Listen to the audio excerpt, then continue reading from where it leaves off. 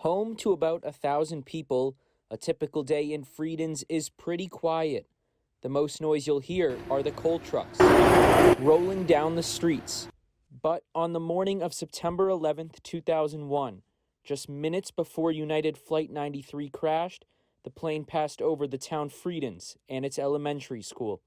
It put a different level of fear on the day, but more of unknown.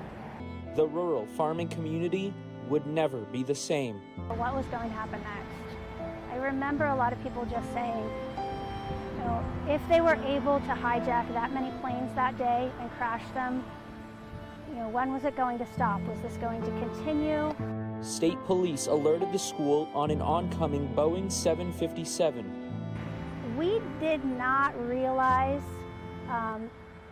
the magnitude of what was going on because we had not heard about the other planes at that point in time. As the danger of the situation rapidly unfolded, the priority shifted to keeping the children safe.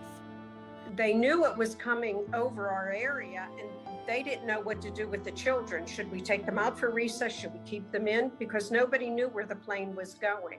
Soon, the horror of the day's events became all too clear. Secure your kiddos and keep them safe, because that was one of my jobs as a teacher, to keep the children in my classroom safe.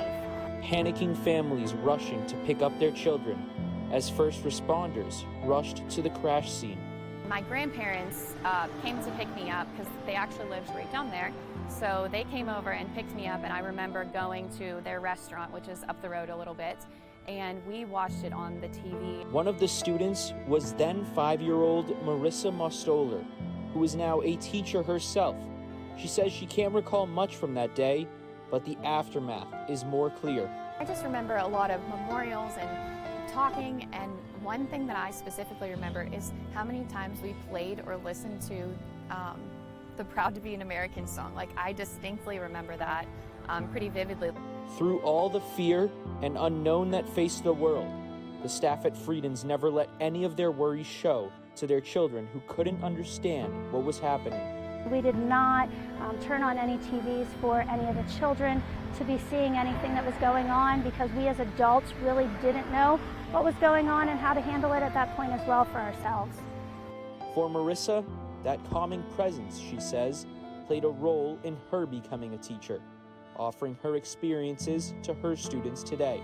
I always try to tell them that I was your age whenever this had happened, so that was a very long time ago, and discussing just what happened and how it made me feel. 20 years later, the heroes on board Flight 93 continue to be honored each year at the old Friedens Elementary School, which closed in 2012. Students pay tribute to passengers and first responders by hanging flags and drawing on the fence outside the building, memorializing everyone involved in the attacks. In Friedens, Pennsylvania, Yanni Tregelis.